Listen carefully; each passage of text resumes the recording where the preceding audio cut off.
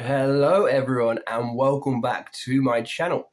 So these are my thoughts on the match that just finished in the FA Cup, which was Chelsea 4, Preston nil.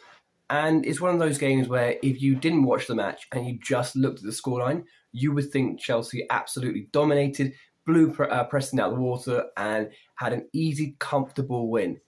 And it's one of those scorelines it's a very deceiving scoreline because it was nowhere near as comfortable as 4-0, and I actually feel 4-0 kind of flattered us in many ways, especially with how we played in the first half. So, anyway, I'm going to start off with saying the lineup. It was Petrovic in goal, Gusto on the left, Colwell and Disasi in the centre, and Gilchrist on the right. Great to see an academy player getting more minutes.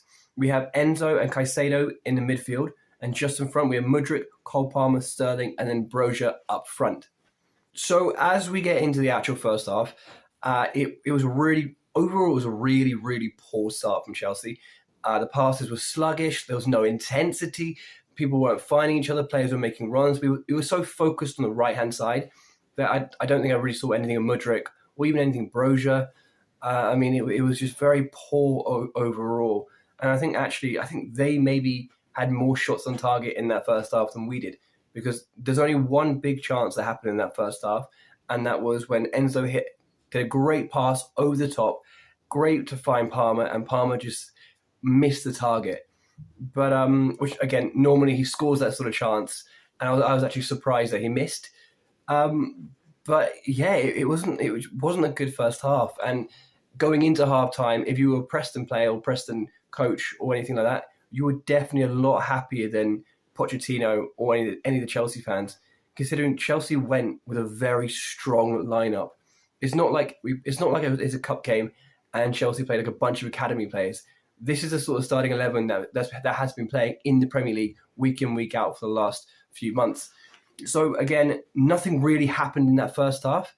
And then we get to half time and it's 0-0, and it's just, you're just hoping that there's a better sort of, a bit more energy, more intensity, better passes, and just a better Chelsea happening in the second half. So we go into the second half and it is night and day with the first half. It is incredible. Like, we come out with real aggression, real intensity. And in the first, I think it was maybe 15 minutes into the second half, all of a sudden, Gusto just outside the box, great ball in. Brozier jumps up, heads it, brilliant finish. And I am so happy for him. It's so important that strikers get goals for you. It helps with their confidence and it helps with the team. But this was so important because outside of that goal, before that goal, Brozier had been completely non-existent in this match. Like, there were times in the first half I forgot he was playing, and that's because he just never got on the ball. But this was an outstanding header, and he completely deserved it. And after we went 1-0 up, Chelsea just turned the screw even more, and they just dominated this. We had complete control then. A few minutes later, we had Thiago Silva come on and Noni come on, and within the first few minutes, Noni is direct, runs at them in the box, gets a corner, and then Palmer has a corner, delivers it. Thiago Silva, one of my favourite players I've ever played for this club, and I'm gutted that he's probably leaving at the end of the season, but incredible header from him.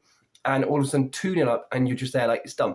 It's absolutely done. There's no chance now. Like, surely Chelsea have now won and progressed into the next round. And I think it was, around the 69th minute, Raheem Sterling, free kick outside the box. One of the best free kicks you're going to see. I mean, just outside the box, free kick goes into the top right-hand corner of the goal. Absolutely hit to perfection. So after Raheem Sterling's goal, it's like 20 minutes left of the match. And I mean, Chelsea are in complete control. Preston haven't really done anything in the second half. You can see from the looks on their players' faces that they're kind of given up as well. And you can also see with the way they're playing that their players are clearly gassed, and Chelsea are just keeping hold of the ball. And the match, with 20 minutes left to go, the match is done. And obviously then we have a great debut for Washington, which is great to see him come on. We had a couple of really exciting debuts, actually. And around the 85th minute, I think it was, Enzo then gets his goal, which was great. Obviously, the one negative of that is how long it took with VAR. I really do think they need to do something about how long these VAR checks are taking, because it's just getting ridiculous. They took a good few minutes to decide that he was onside. I mean, I thought he looked onside straight away, but sure. So that's great that he got another goal. And again, 4-0 is an extremely flattering scoreline for us. But again, I would take it. And another really exciting debut would be Golding. Another really exciting young academy product. Came on, and probably in the first couple minutes of him being on, he probably should have scored. I mean, easily could have. But either way, we were 4-0 up, and they did what they needed to do. So our next game is against Middlesbrough, obviously in the League Cup. Obviously, it's a 2-leg tie. This is the away leg. I mean, look, if we play the same way we played in that second half, if we play like that against Middlesbrough, then yeah, we should comfortably win. There should be no issue, because we maybe not brilliant, maybe brilliant isn't the best way of saying it, but we were comfortable. If we play like we did in the first half, where we couldn't even pass to each other, players were missing 1 or 2 chances, then it's going to be quite a long tie. I'm excited about it personally, because this is a great chance for us to get into a cup final, and I would love us to. I mean, last time we were in this competition, we got to the final of this competition, we lost on penalties, so it would be lovely if we can win it this time. So yeah, again, our next game is on the 9th of January. So again, if you guys enjoyed this content, feel free to like, comment, and subscribe.